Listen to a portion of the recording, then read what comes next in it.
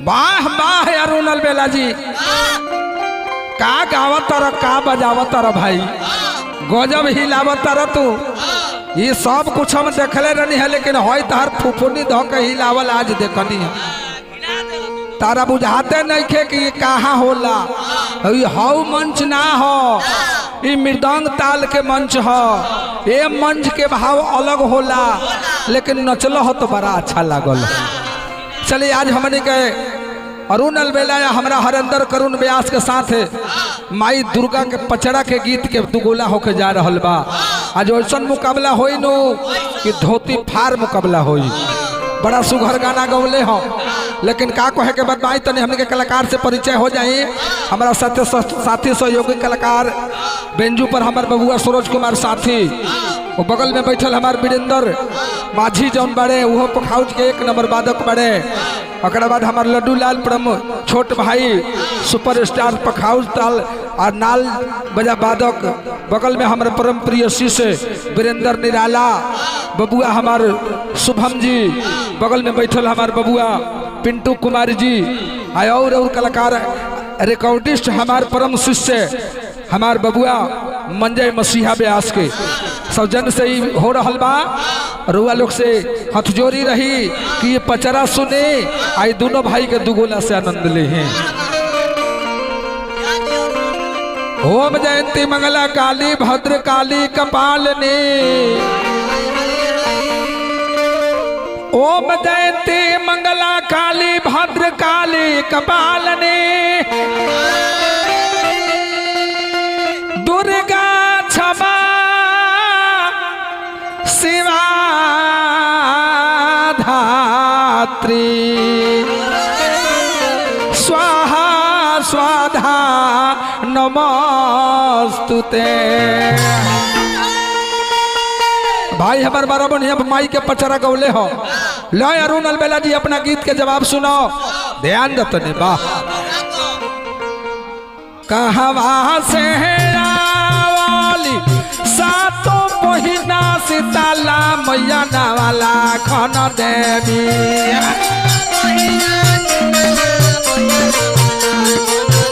अरे सातों महीना सीताला मैया नावाला खन देवी।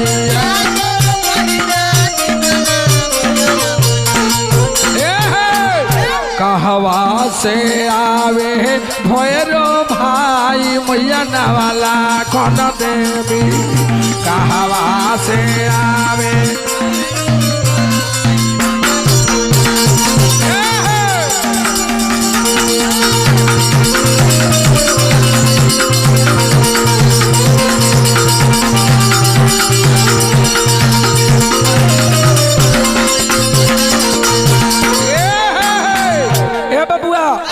भाव कहाँ से माई अली?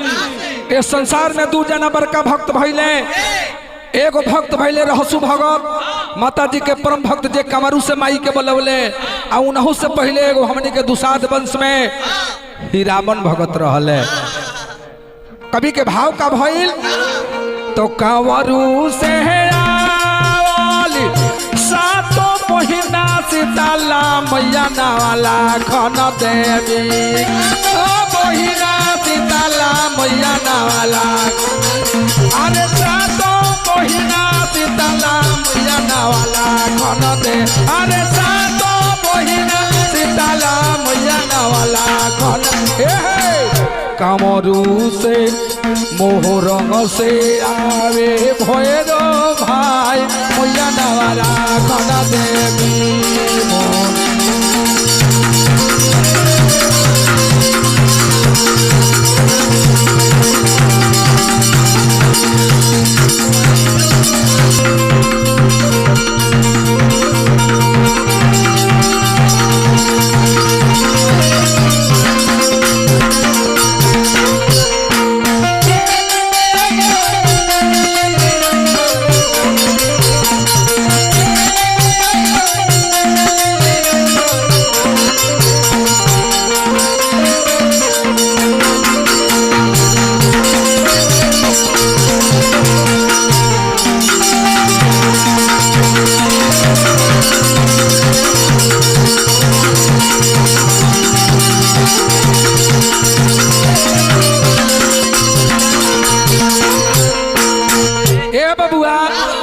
केने गइलो जाए अरुण अलबेला जी डांस करता रहो डांस बाकी तहार बढ़िया लगता हमार उम्र अब डांस करे के नहीं है हमारा से भगत जी के भाव देखो भगत लोग जब पचड़ा शुरू होला तो भगत लोग कैसे झूमेला लेकिन कभी कहले का कहले तो काथी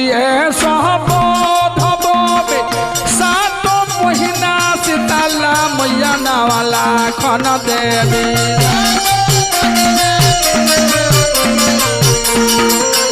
अरे सातो महीना सीताला मैया नावाला खन देवी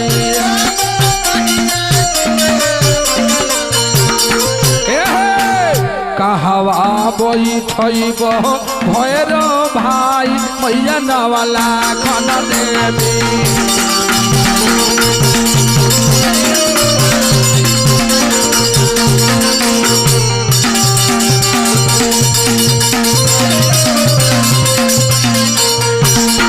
भक्त कहले माई सातों मैया शीतला जब घर आई है तो कहाँ बैठावल जाई तो कवि के भाव लगल कि देव घर बैठब सातों महीना शीतला मैया नावाला खन देवी सातों महीना अरे सातों महीना शीतला मैया नावाला खन देवी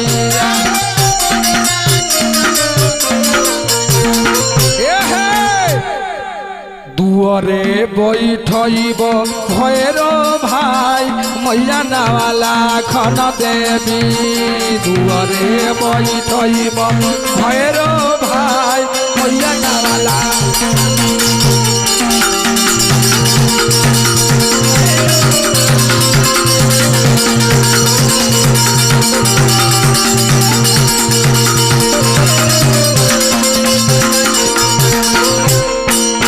भैया कैसेट में समय के भाव रहेला ज्यादा कम समय में ज्यादा काम करे के रहेला ऐसे पचरा में औरी बात बा लेकिन हमने के लगे टाइम नहीं खे टाइम के पाबंदी बा अंत में ओह माई के चरण छूते हुए हम कहने हरिंदर करुण व्यास का तो पाचरा देगा वाले हरे दरना दनावा मैया नाला खन देव हरे दर दीना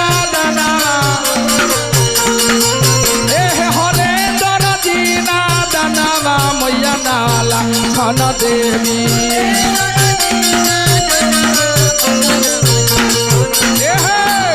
भक्त लोग पर रखी हो ध्यान मैया नाला खन देवी भक्त गण पर रखी ध्यान मैया नाला खन देवी भक्त गण पर रखी ध्यान मैया नाला खन देवी भक्त गण पर रखी ध्यान मैया नाला खन